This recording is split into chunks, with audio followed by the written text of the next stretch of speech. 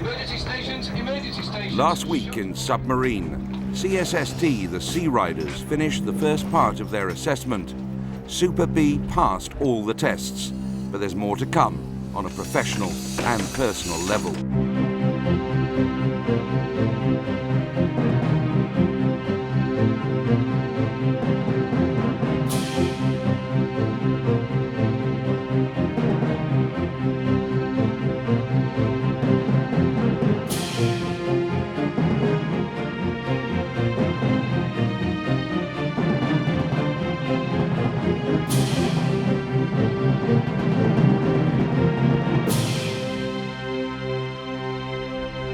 CSST are giving the crew of HMS Superb a brief respite, but that doesn't mean that skipper John Humphreys hasn't got a few observations to make about the progress of his team.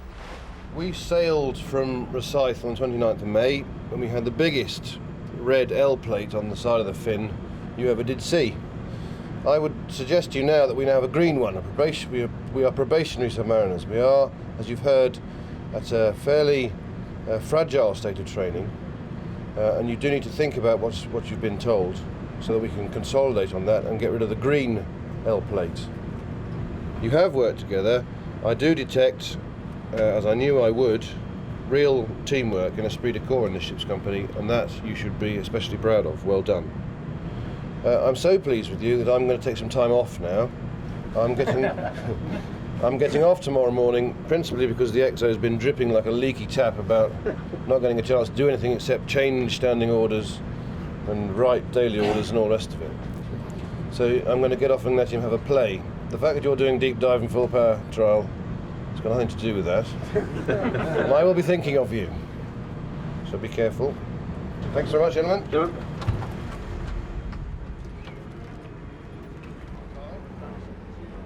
Behind the smile and the jokes, Commander Humphreys is facing different pressures from home that the rest of the crew know nothing about. Those worries have been with him from almost the moment Superb sailed. Unfortunately, when we sailed from Faslane, we were about 80 odd miles out, and I got news my father had died. So I got off, and the XO, who's command qualified, who's done the submarine command course, got a chance to move into the deluxe suite we currently occupy. And he did the deep dive and the full power trial very successfully.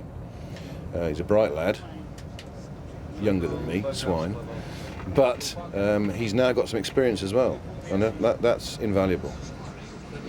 Superb has dived since her massive refit, but none has been like this one.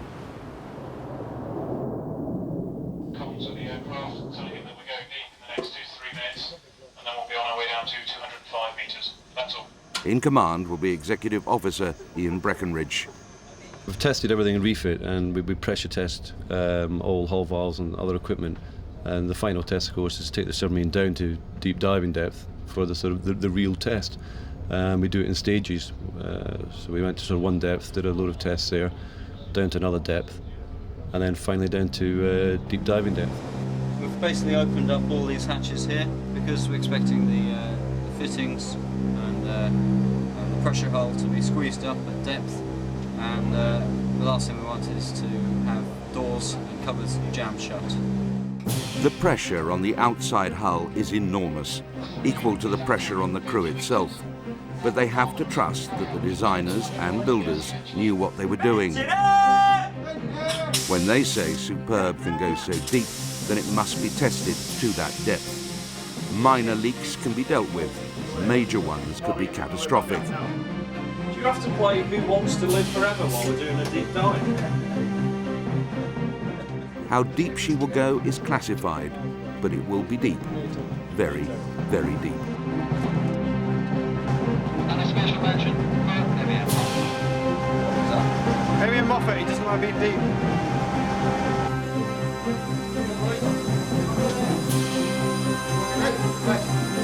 Oh, the ball seems clear, but that's a steady drip. Behind the nervous banter, every crewman is straining for the sounds and signs that mean something could be wrong. These are tense minutes for even experienced submariners like Reggie Perrin. I think most people on here had been down too, deep diving test pressure before, but it's always nice to rely on the equipment, especially the first one after all those years in refit. I must admit it was a bit hairy at times, and a few bulkheads were bending, the wood was cracking throughout the submarine, quite a few of that's had to be replaced. A few tiles come up in the galley and the heads and the bathrooms, but other from that it was just really cosmetic damage with inside, nothing major, nothing that you wouldn't expect anyway from a deep dive. But it was successful, and we've got confidence now in our equipment. We know it works down deep. While the build-up, the dive and the aftermath the train for carried out and examined, there are other events that will be missed. Events on shore that most people take for granted and not part of a submariner's life, like a child's birthday. Nicole always says she doesn't want me to go, which is understandable. You know, she's 6.5 now, she understands me going away. But she's always glad to see me when I come home. Michael hasn't got no concept of time at the moment, bless him. Apparently anyone walking down the street is Dada. Nicole, show you how to do it. Once he's home, they're all over him, you know, especially Michael, I think. It just follows his dad everywhere when he's home. Once he's been home for a while, whether that will wear off or not, I don't know. But you see, when he does come home, he seems to want his dad more than he does me, you know. Back on Superb, it's not only the skipper who's having to deal with bad news. Coxswain Paul Kennel has had to leave Superb to make the long journey from Faslane back to his home in Gosport. His wife Michelle needs him badly after a traumatic experience. It also gives him time to spend with his children, a much-needed break from the family on the boat to see his family at home. Part of it spent, where else, at the Submarine Museum. Rachel, Dad was on this it's a model of one Dad used to be on years ago. It was Resolution, and they got rid of those ones. You see the missile hatches there, look. Used to be 16. Yeah, and the conning tower with the men in the bridge, look. She went out to park the car one night and left the door ajar, and some chap decided coming through the door, take her handbag and run down the road, and she just caught sight of him and ran after him as best she could, but did her backing in the process of it. So that took about, well, it's still ongoing now. She's still getting physiotherapy, and it's brought out that there might be a few other problems wrong with her as well that she's got. So it's been sort of ongoing for the last year now, unfortunately. I had to deal with cancelling the chequebook and all the cards and everything like that. And then the police came and had to go to Gosport Police Station, make a statement and everything. And Paul didn't know anything about that till he'd come home then. That had all been done by the time he'd come home. That's what he used to use for talking. So there'd be somebody sat here, and whoever he wanted to talk to, he would move a button down. Michelle's been married to me now for quite a while, and she's got used to being the Navy wife. She kept quiet to me, really, as to how bad it had got. I didn't think it was that serious to get family services involved to tell him, because he'd only worry anyway. There's no point worrying him if he can't do anything about it. All right, I want to steer it, and then you've got to go back and forward to keep on depth, look. Oh, we're going down now. Don't do that. Going down. It was during the sea trial stage that I rang home on the Saturday and could tell things weren't as they should be. You know, she was suffering a lot more than she was telling me. And her mother come down to see her on the Sunday and said, right, that's it. You know, I'm going to put you to bed and get a doctor in. And they rang me up, and the doctor confined her to bed for 4 days, and they got me off the boat for the month. Where they're going to build the tower, look. I've never had to get to the stage where I couldn't cope on my own. And the fact that I really needed him here was very unusual for me, because I've always been able to, my family don't live far and things like that, so they've always been on hand to help me. But this time I just couldn't manage on my own. I mean, I could hardly walk, or I'd slip my disc. So for him to be here was good, really. And not only helped me, but the children as well. So. You want something? You see the Victory? Paul will have to make the difficult choice soon on whether to leave the Navy or not. Back on Superb, there's a sense of a job well done. The deep dive went well, and John Humphreys is back in command. Next is a sail to Den Helder in Holland. The crossing takes Superb into the busiest sea lanes in the world.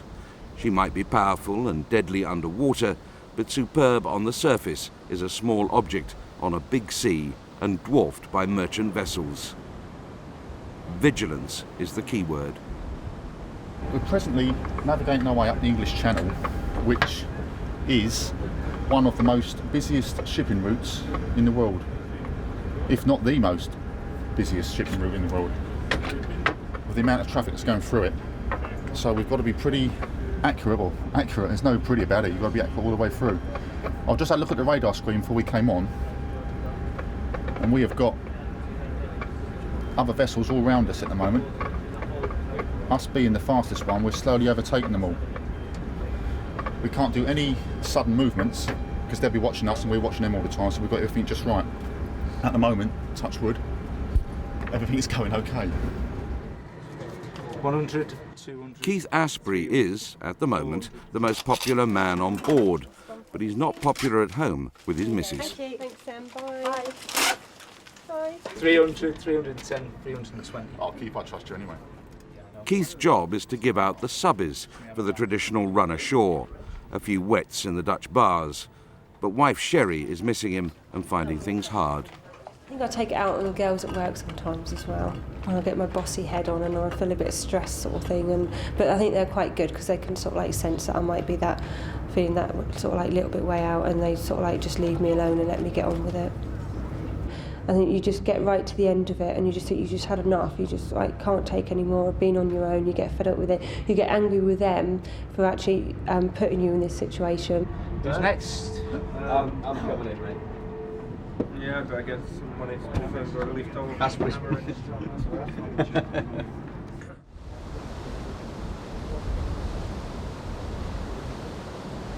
This, gentlemen, is our first time at sea as a fleet unit. We are no longer on sea trials. We are here as of right. The boat works, it works well. As a ship's company, we are working well. Complacency is something the skipper will not tolerate. The crew have done well and deserve a few days in a foreign port, but they're there to represent the Royal Navy and the country, and they mustn't be let down. But one of the points of me speaking to you now is to ask you to continue with that level of commitment, because we've got a long way to go. Reggie Perrin is fed up that he's missed his son's second birthday, but he's navigating as Superb approaches Den Helder, where she'll be under the watchful eyes of foreign navies. He hasn't got much time to think about home and children. Just working out now what speed he's been doing over the last hour, because we've obviously got to be where we're going at a certain time. We don't want to fall behind it or get too far ahead. So the officer watching can adjust his speed as we get nearer to our destination.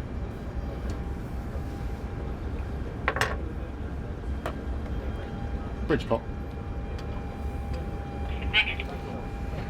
Fix on 2 minutes old using GPS puts you on track and safe. Speed made good over the last hour, 13.1 knots.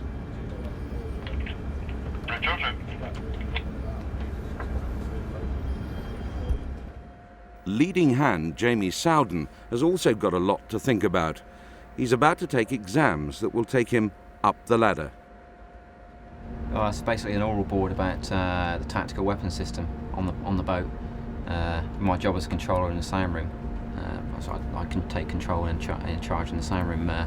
Got to be able to know exactly what's happening with the torpedo at any time, and the sonar and the tactical weapons system in general. You know, can be a bit tense.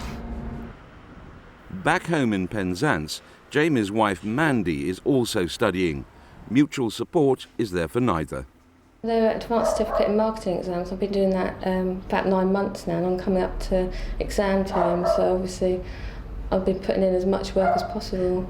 I know how much I want them, you know, and I've worked so hard that I think about failing, and I don't want to have to do resits. I've worked so hard this time to take them the first time. I don't want to have to do resits.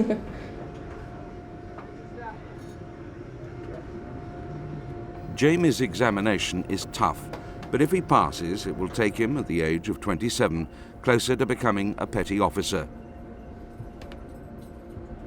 Working with the tactical weapons systems, he has to have, amongst other things, a thorough working knowledge of the information that's needed to fire a torpedo from the bomb shop. He has to coordinate all the information, so his is a vital role.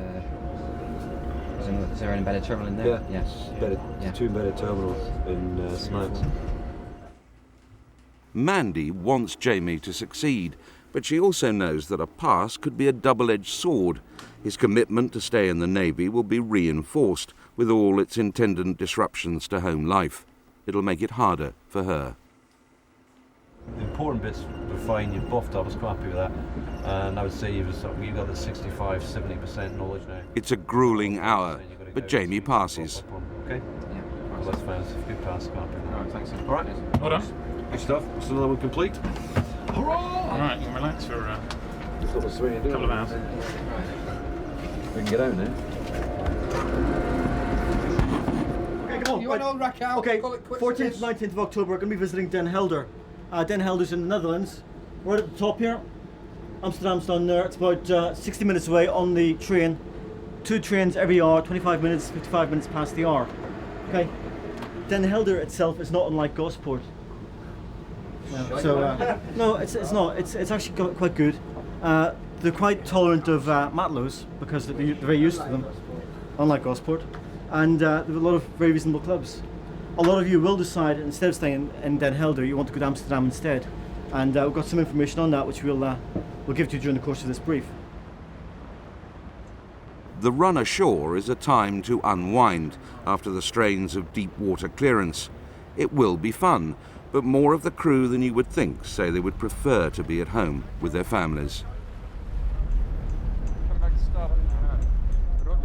The Dutch pilot and tugs safely manoeuvre Super B alongside. The visit is not just a 3-day jolly, it's a flag-waving exercise to show Britain's continued support of NATO and its aims. Submariners around the world are a breed apart, and when together, the talk is submarines. Den Helder has close links with Superb's home port. The name of the bar says it all. It doesn't start getting interesting till about 10, 11 o'clock. But submarines are certainly not the topic of conversation elsewhere. Hundreds of miles away, another group is meeting for a drink and a chat. Their talk is about their husbands. But I think once you find that he's been home for a certain amount of time, you will get back into the normal way of things, won't you? Yeah, but I think and after a while you'll forget he's never been there. I think it's going to take time. Oh, definitely. I don't think you can rush back into it because you've been living single lives, haven't you? That's right. And you have to get used to each other again. So we actually sort of try to move forward. Station area, that last time I was there, that's all I You meant come to. out of the station, right? There's a tram number 20 that you get from just outside the station. It takes you right around Amsterdam. Go down the steps, if I remember rightly. Yeah, under the road and up again. There's the tram stop there. They leave things around all the time, sort of like lying around, and you're Well, Dave forever doesn't going know around. to get away with it in me because he knows what I'm like. Well, maybe I'm a bit soft then. Cups by the sink when you've got a dishwasher. Oh, no, I little haven't. things like that, and you think, well, just, before you just used to put it in, why not now? And Yeah. I don't know. Or maybe I don't know whether maybe that's just maybe us then, because we've been used to, I don't know, we've been used to sort of like doing things our own way sort of thing, and then they come in and there's more of a mess, isn't there? He's fixing his chairs and his stereo. Well, I have a dabble here and there. Oh, there you go, see? Operator maintainer. Yeah. No problem. 4 o'clock when certain bars are closed, other ones are going open. There are bars open at 4 o'clock in the morning. Smelly old clothes. And the submarine smell wafts in through But the it door. just stays. And you can wash them, you can shower them, you can scrub them, whatever. But it's just there in their paws and their hair and their clothes. And but it's just something you just get used to, I suppose, don't you? At one stage when I was in sea training, I came up with the idea that we should have an international submarine party. The aim of the game was to get submarine representatives at a junior level together in a big hotel somewhere, with security guards around the outside, lock them in with all the standard submarine games that we play, uckers, card games, all the rest of it. And we would have a whale of a time because we all have the same sense of humour. Most of them, thankfully, speak good English because my Dutch is absolutely terrible. It is. And it would be one hell of a party. Unfortunately, of course, it will never happen because it would be much too politically sensitive, and the hotel will be destroyed in the process. After 3 days of letting off steam and some diplomacy in Holland, a Navy decision that, on the face of it, seems harsh. On the way back to Scotland, Superb stops off in Plymouth, but only to take on weapons.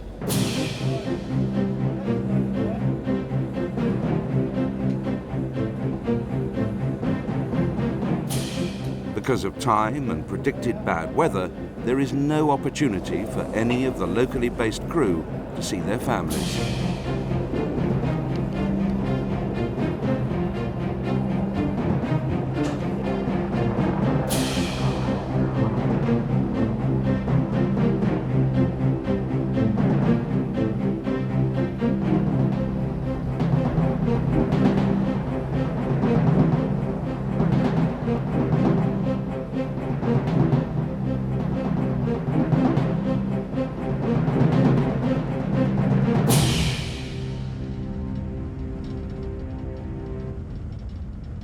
After a mammoth £200 million refit lasting 3.5 years and months of hard training and exercises, HMS Superb is back in the Royal Navy. But she is still not deemed to be back on active service. Cabinet casing. There now comes the final test.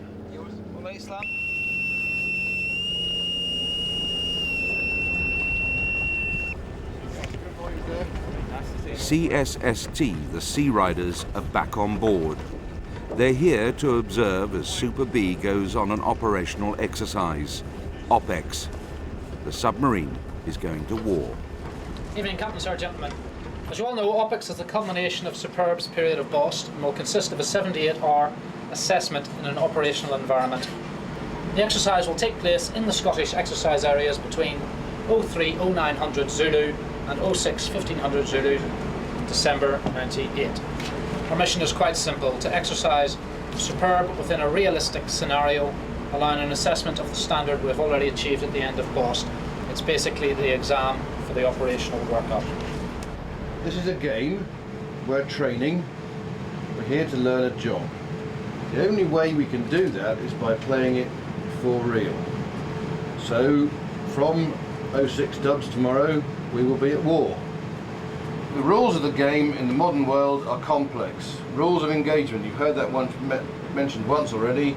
That means that at the start of this game, when we're playing here, our overriding priority is to remain undetected. And that's where everybody comes in. Every single one of you must make sure that the routines, the stowage, and all the other bits and pieces that have been hammered into us over the last 3 or 4 weeks happen as a matter of course. Apart from the operational tasks, it's a whole ship evolution because every man jack of us will be required to fight action damage. Every single one of us will be required to fight the ship. When you're not fighting the ship, making good defects, or planning for the next evolution, you sleep. And lastly, and probably more important than all the rest, enjoy it. Have something to tell your grandchildren when you are even older and uglier than you are already. Next week in Submarine, virtual reality war for Superb, rest and recreation in the Med, and the skipper has a decision to make.